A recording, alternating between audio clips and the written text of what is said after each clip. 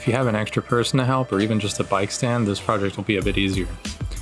I do have a bike stand, but wanted to demonstrate how to do it without it because I know not everyone will have one. Once you open the box, you'll need to remove the wheels first. Go ahead and set them to the side for now though.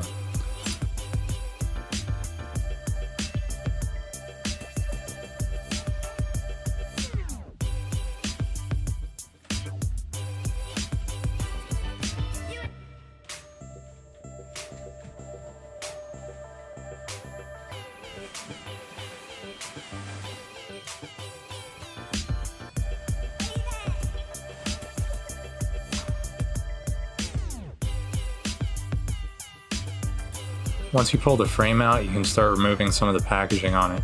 I would recommend leaving the protection on the fork until you have the handlebars on though.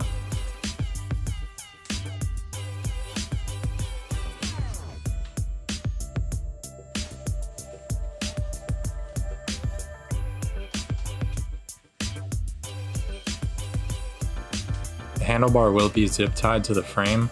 Go ahead and cut it off. Make sure your bars are oriented correctly and the fork is facing forward, then you can go ahead and remove the 4 bolts on the stem and attach your handlebar.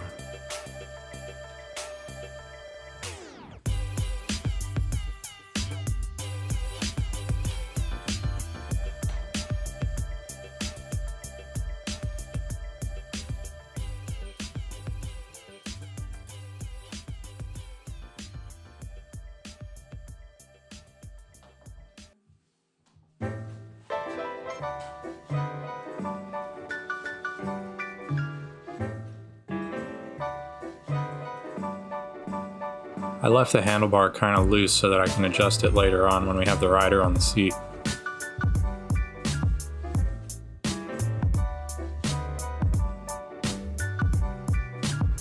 Once you've got the bar attached, you can go ahead and remove the front brake caliper, which will be zip tied to the fork.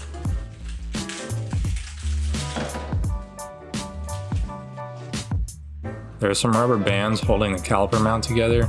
Remove those and the brake pad spacer.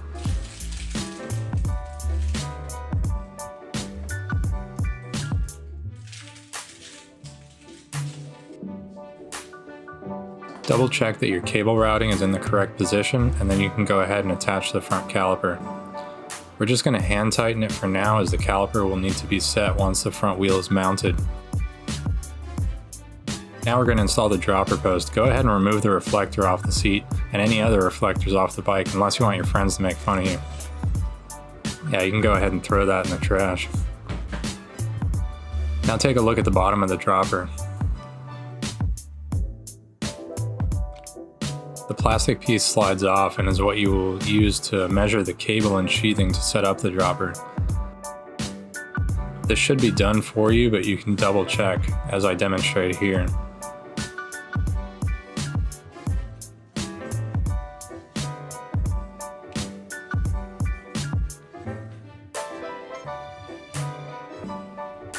You will need to cut the cable to install it though. Leave a couple millimeters at the end.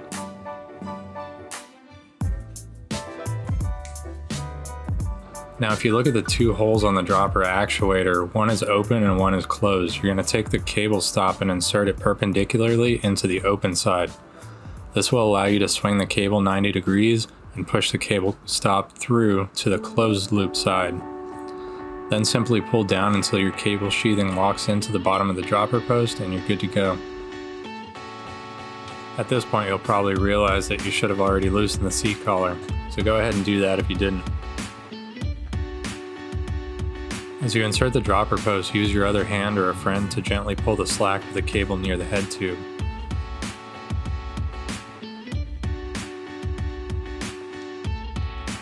Once it's in, you can check that your dropper is working properly. I had my girlfriend install the rotors to the wheels as I was doing this.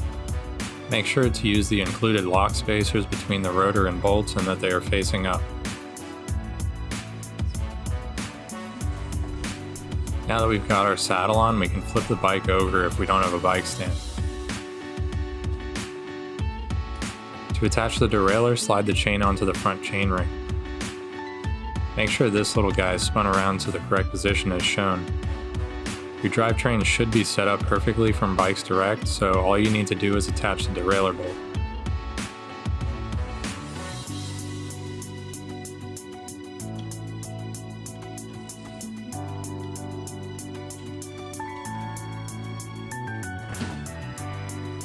Once it's attached securely, remove your rear axle and install the back wheel.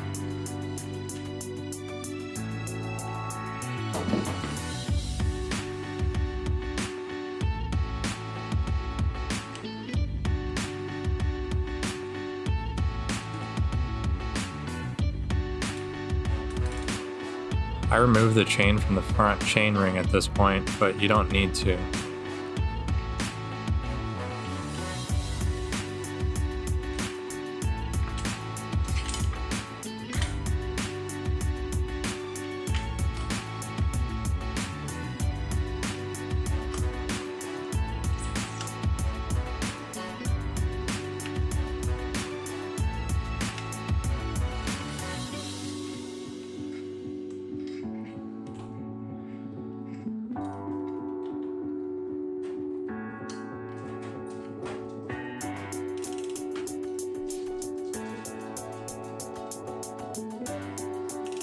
Once you've got the wheel in, you can check the shifting and then proceed to the front wheel.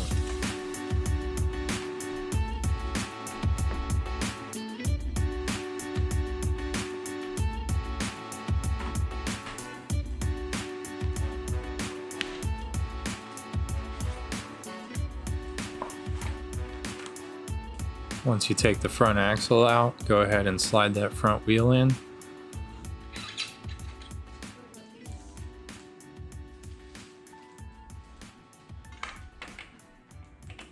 Put the axle back in, tighten it down, and then we're going to tighten the bolts on the front caliper.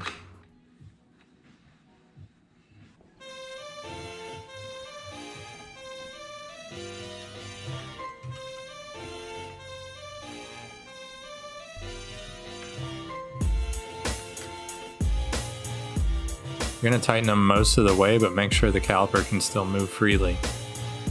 Then you're going to spin the wheel and hit the brake with your foot. Tighten the bolts fully with the brake engaged to set the caliper in the correct position. You may need to repeat this process a few times before the wheel spins freely without the rotor rubbing. The last step now is to attach the pedals. The bike came with some cheap pedals, but we went ahead and threw on some stamp ones. Once the pedals are installed, you're done with the assembly. I would recommend taking the bike to a shop at this point to have them set the suspension sag and set up your tires tubeless. Unless, of course, you can do those things yourself. Hope this video was helpful. Don't forget to like and subscribe, and I'll have a full review of this bike out next week.